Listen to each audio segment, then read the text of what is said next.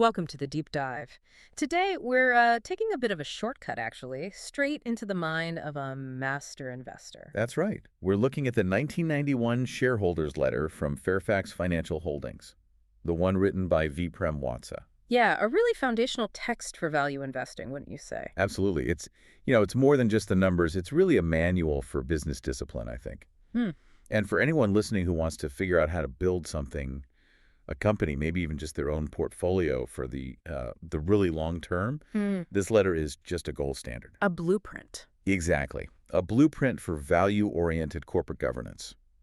Our mission today is really to pull out those maybe surprising aha moments about what makes financial strength endure. Okay, let's set the scene a bit. Yeah. 1991. I mean, economically, it was a tough year. It was definitely different. Yet the letter kicks off with genuinely strong results. Fairfax pulled in a record $22.5 million in earnings. And crucially, you have to remember they'd done that massive share buyback the year before, Uh-huh. right? About 25%. Right, which juiced the per-share numbers. Earnings per share jumped 35% to $3.94. That outperformance is, well, it's kind of astonishing when you look closer. Their return on common equity, the ROE. Which is basically profit relative to shareholder investment. Yeah, exactly. That hit 21.3%. Now, compare that to the overall Canadian market, the TSE 300 index. It only managed 2.9% that year. Wow. Okay, so 21 versus 3. Yeah. Fairfax wasn't just doing okay. They were, playing a totally different game. Well, that kind of performance, it doesn't just happen, right? It needs a clear strategy. And they mentioned they were entering their 7th year of management. Mm-hmm. And they felt it was important to stop and sort of reiterate the original 3 core objectives, the ones they set way back in '85. They really stressed consistency, didn't they? That this wasn't new. Absolutely. Consistency was key. And that first objective, well, that's the big one. Earning long-term returns on shareholders' equity over 20% a year. 20%. That's ambitious. Extremely ambitious. But here's the really radical part, the guiding principle behind it. They explicitly say they run the company for the long-term benefit of all stakeholders. Customers, employees, shareholders. Right. And here's the kicker, at the expense of short-term profits if necessary. Okay, hold on. In today's world, obsessed with the next quarter's earnings, Yeah. telling shareholders you might tank short-term profits, that sounds like, well, heresy. It kind of is. Hmm. But Watsa justified it by forcing or maybe training shareholders to look at something different. Which was? Long-term growth in book value per share. The actual underlying worth of the business, not the sort of fleeting quarterly earnings number. He's basically telling them, look past the noise. But hang on, that 20% target, the letter itself notes only 3% of the top 1,000 Canadian companies had actually managed that over the previous 5 years. Yeah. So isn't setting that as your main goal just setting yourself up for failure? Or maybe encouraging, dangerous risk-taking to hit this really high bar? That's a really sharp point. Yeah. And Watsa does acknowledge right there in the letter that the objective is extremely challenging. He knows it's tough. So how do they avoid the trap? Well, he sets it as a standard, a demanding one, yes. Yeah. But the discipline comes from the other 2 objectives. They act like guardrails. Okay. So objective 2. Sound financing. Always. They commit basically to always having a strong financial position. And they explicitly state, we will always sacrifice return if it endangers our financial health. Got it. Better safe than, even if the ROE takes a hit for a year or 2. Precisely. And then objective 3 is the accountability piece. Complete disclosure. Transparency. Total transparency annually. Even about the mistakes. The idea is it keeps management honest, as they put it. Okay, this focus on financial soundness, objective 2. This feels like where the letter pivots a bit from, aspirational goals to some pretty stark warnings. Yeah, they really lean into it. They use these dramatic recent failures to hammer home why they're so conservative about leverage, about debt. They needed to show shareholders why safety sometimes matters more than squeezing out every last drop of return, right? Exactly. I mean, look at Campo. That company had, $141 million in shareholder equity in '86. Okay. Then in just 1 year, 1987, they rack up $254 million in losses. Poof, equity gone negative in 12 months. Wow. Decades of value just evaporated. And then there's the First City Financial example. They had $465 million in equity in '89. Right. 18 months later, cumulative losses of $549 million. Again, negative equity. These weren't slow burns. They were like sudden implosions fueled by too much debt. So for you listening, these examples from way back then, they really drive home a timeless lesson, don't they? Absolutely timeless. Whether it's 91, 2008, or probably next year, these kinds of collapses show why focusing on financial soundness isn't just like bean counting, it's literally survival. That's it. They highlight exactly how, quote, lethal financial leverage can be to a company's viability. And that leads right into that famous quote they use. The Buffett one about Noah? Yeah. As Warren Buffett commented about Noah, building arcs counts, not predicting rain. You have to build the business to withstand the storm, whether you think it's coming or not. Okay, so building that arc, that structural strength, let's see how that translates into their actual investment approach. They seem to just dismiss short-term market swings. Pretty much, yeah. Their philosophy there is also powerful because it's so simple. They basically say unrealized losses are not meaningful in the short term. Meaning paper losses don't matter much. Right. They just see them as market fluctuations, noise, with no predictive value. If they believe in the underlying value of what they own, they just hold on. It's only the realized gains or losses when they actually sell that matter over the long haul. And they give a great example with Magna shares, right? Perfect example. In 1990, that Magna investment was showing an unrealized loss on the books, $3.2 million. Ouch. Most people would probably panic sell there, lock in the loss. Right. But Fairfax figured it was temporary market stuff, not something fundamentally wrong with Magna. So they held. Yeah. And when they eventually did sell, in October 91, What happened? a realized gain of $5.4 million, that's a 79% return on their cost, took about 2 years.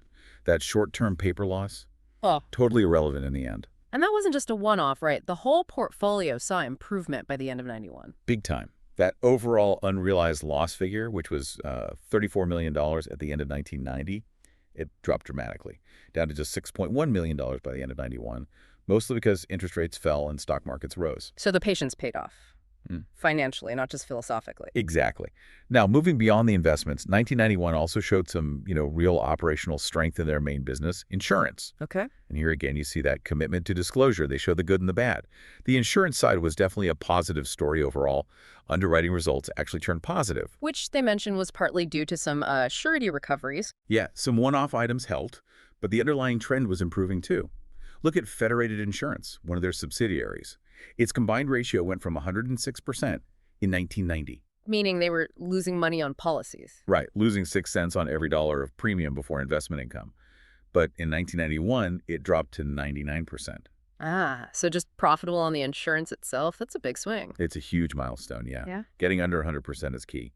And Commonwealth, another subsidiary, earned $8.6 million after tax. That was actually better than the previous star performer, FM Acquisition, had ever done. So that operational strength becoming profitable on the underwriting, that must have put them in a great position heading into 92. Fantastic position. And they highlight 2 key reasons why. First, the insurance market cycle had been bad for like 4 years. Prices were low. Right. But they were seeing, quote, faint signs of it turning, meaning better pricing was probably coming. The wind might finally be at their back, Okay, a turning cycle is good. What was the second advantage? Their operating leverage. It was incredibly low. Markle was at 0.6 to 1, Commonwealth only 0.4 to 1. Low leverage, 0.4 to 1. What does that actually mean in terms of strategy? Like, what does it let them do? It means they weren't stretched thin at all, they weren't using a lot of debt, and they weren't writing huge amounts of premiums relative to their capital base. They had massive spare capacity. Oh.